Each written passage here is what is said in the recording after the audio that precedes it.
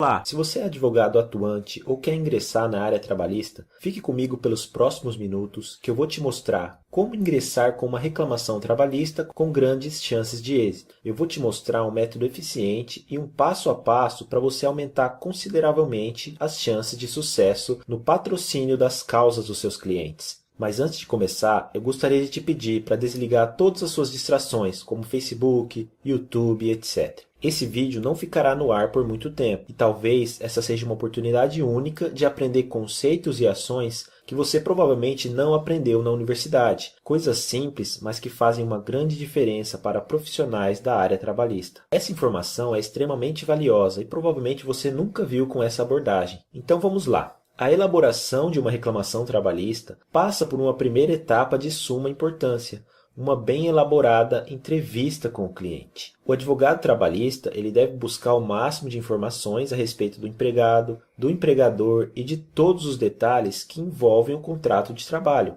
Essa etapa é de suma importância para que você não perca tempo ou, pior, esquecer alguma informação importante na redação da sua petição inicial. Um erro nessa etapa pode comprometer todo o seu processo e a sua imagem profissional.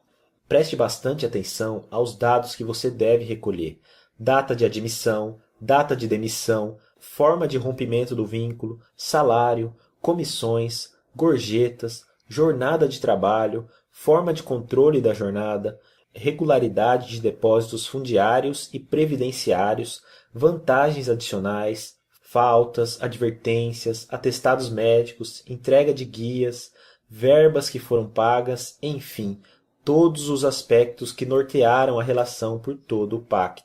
É altamente aconselhável ter uma noção de todos os fatos que norteiam o caso, mesmo que o fato não seja objeto de pedido na inicial. Outra questão muito importante é que na primeira entrevista você seja o mais apresentável e profissional possível. Sou adepto da máxima: a primeira impressão é a que fica. Traje a caráter para o exercício da advocacia, ambiente de atendimento limpo e sempre organizado. Se você não tiver um escritório próprio, alugue uma sala em um escritório virtual.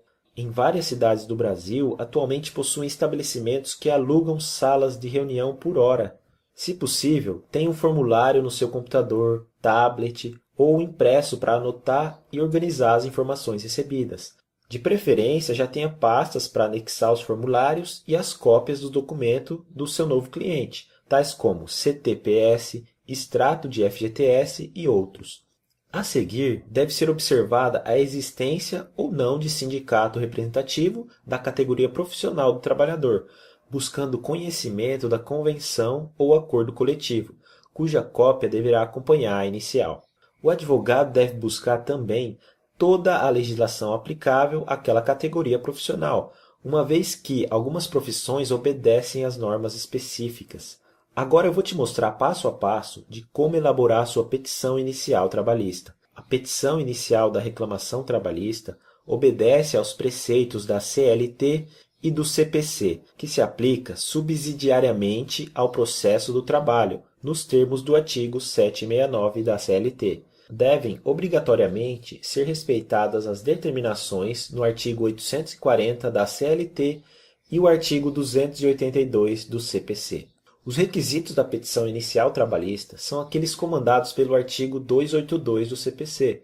A petição inicia-se dirigindo a reclamação ao juiz do trabalho competente. Inicialmente, importa salientar que a competência em razão do lugar é relativa, devendo ser arguída pelas partes de início através de exceção de incompetência. Caso contrário, o juízo se tornará incompetente para dirimir o litígio trabalhista. Para facilitar o entendimento sobre competência territorial, foram instituídas algumas regras que visam a proteção do trabalhador quanto ao ajuizamento da reclamação trabalhista. O artigo 651 da Consolidação das Leis Trabalhistas traz a regra geral a ser aplicada para definir a competência territorial. De acordo com esse dispositivo, a reclamação trabalhista deve ser proposta no último local de prestação de serviços, mesmo que o empregado tenha sido contratado em outro local ou no exterior. O principal intuito da norma é impedir que o empregado tenha gastos desnecessários com a demanda, bem como tenha condições de colher as melhores provas no local onde por último trabalhou. A qualificação das partes é o passo seguinte, sendo fundamental informar o endereço completo das partes, mas principalmente da reclamada. Veja que, em se tratando de reclamação que segue o rito sumaríssimo, dissídios individuais cujo valor não exceda a 40 vezes o salário mínimo. Conforme artigo 852-A da CLT, a não informação da correta localização poderá provocar a extinção do processo. Artigo 852-B, parágrafo 1º. Em se tratando do rito sumaríssimo, esse é mais um detalhe que não pode ser esquecido.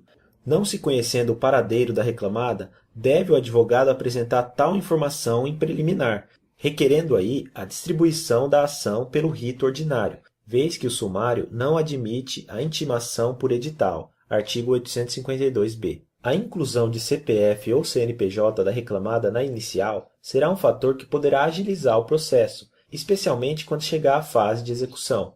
Se houver qualquer assunto em sede preliminar, como os exemplos citados, tais como inexistência ou impossibilidade de conciliação prévia, ou necessidade de ação tramitar em rito ordinário, é na própria preliminar da inicial que deve ser tratado.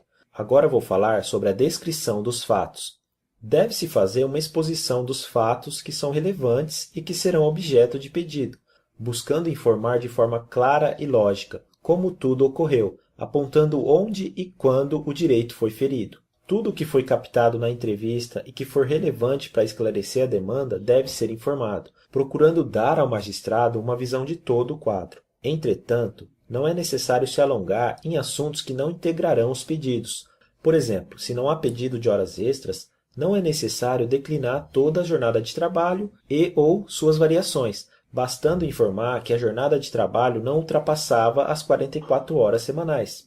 Junto com os fatos, devem ser apontados os fundamentos jurídicos, especialmente quando o pedido se basear em alguma legislação específica de uma categoria profissional ou na convenção coletiva. Nunca é demais ressaltar a importância da lealdade processual e necessidade de utilização de uma linguagem escorreira e respeitosa, compatível com o decoro da advocacia e a sobriedade da atividade jurisdicional. Respeitando o artigo 156 do CPC, petição deve ser redigida em vernáculo, evitando-se estrangeirismos e outros excessos. Até mesmo o latim, de uso muito comum entre os advogados, deve ser evitado em excesso. Detalhados os fatos e apontados os fundamentos, é o momento de fazer os pedidos. A principal regra aqui é a seguinte: para cada pedido, deve existir um fato correspondente. São ineptos os pedidos que não foram objeto dos fatos. Toda a atenção deve ser dada à elaboração dos pedidos. Uma vez que aquilo não for objeto de pedido, não será deferido. É comum advogados verem seus pedidos de expedição de alvará para habilitação no seguro-desemprego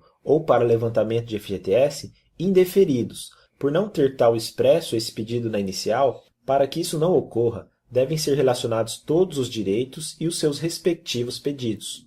Tornou-se quase que obrigatório que toda reclamação trabalhista traga sem eubojo o valor de cada pedido. Assim, mesmo que sua ação não se encaixe no rito sumaríssimo, você deve demonstrar isso ao juiz, e a forma mais prática de fazê-lo, tirando raras exceções, é apresentando a liquidação dos pedidos. De certa forma, essa liquidação de pedidos vem a ser benéfica, pois dá ao advogado uma dimensão mais palpável dos interesses do seu cliente nos autos. Não deve ser esquecido de incluir entre os pedidos aqueles de cunho meramente processual. Exemplos: requerimento para intimação da parte contrária, produção de provas testemunhais, depoimento pessoal da outra parte e periciais. Se for o caso, também inclua pedido de expedição de ofícios a DRT e INSS, caso haja irregularidades da competência desses órgãos a ser apurada. Por fim, nos pedidos cabe o requerimento para deferimento de gratuidade de justiça, se for o caso, e da aplicação das multas definidas no artigo 467 e 477 da CLT e multas da convenção coletiva, se existir. É fundamental que a petição inicial informe qualquer crédito que o reclamante porventura tenha recebido como adiantamentos, vales, empréstimos, requerendo a sua compensação dos valores que tiver para receber, demonstrando a sua boa-fé. Para atribuir o valor à causa, geralmente soma-se o valor de todos os pedidos, ou seja, ela deve refletir o resultado do benefício financeiro que se almeja obter, respeitados os requisitos no artigo 258 e seguintes do CPC. Encerra-se a reclamação com data e assinatura do advogado. A petição inicial deve ir acompanhada do instrumento de procuração, declaração de hipossuficiência, se for o caso, termo de conciliação prévia frustrada e de todos os documentos que julgar necessário. Se a reclamação fizer menção à CLT, uma cópia integral desta deve ser anexada aos autos sob pena de ter indeferido o pedido. Por fim, nesse ponto, a ação está pronta para ser distribuída. De acordo com a resolução CSJT número 94/2012, os processos trabalhistas devem ser ajuizados através do sistema PJE-JT. Seguindo esses passos, você aumentará consideravelmente as suas chances de êxito em reclamações trabalhistas. Para ajudar ainda na sua produtividade como advogado trabalhista, nós do site Advogado Atualizado separamos um acervo único de petições trabalhistas e peças de apoio.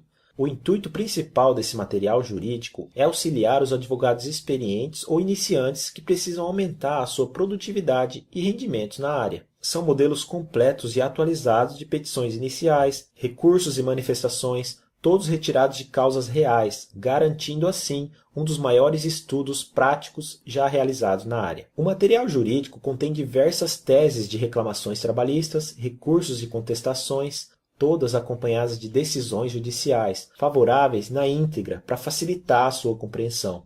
O material conta também com um exclusivo guia para utilizar as peças processuais, que esclarece detalhadamente o objetivo das ações e quais os documentos necessários para o ingresso judicial. Todas as petições estão em formatos DOC, Microsoft Word. É possível editar ou imprimir as peças processuais, facilitando a sua utilização. Você só precisa adequar o caso do seu cliente às petições fornecidas e começar de forma imediata a atuar na área trabalhista. Ao total, são mais de 723 arquivos que você pode baixar para o seu computador, notebook ou tablet e começar a utilizar em alguns minutos. O material está dividido em 5 módulos.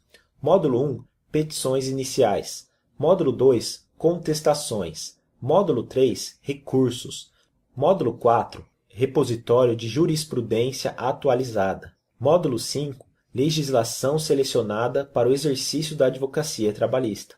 Todas as peças estão em sua versão atualizada e vêm de casos práticos reais e ações procedentes dos mais diversos tribunais da Justiça do Trabalho do Brasil. O produto ainda acompanha jurisprudência, doutrina e legislação para você consultar em qualquer lugar, tais como Consolidação das Leis do Trabalho, Jurisprudência do TST atualizada, Constituição Federal e OJ.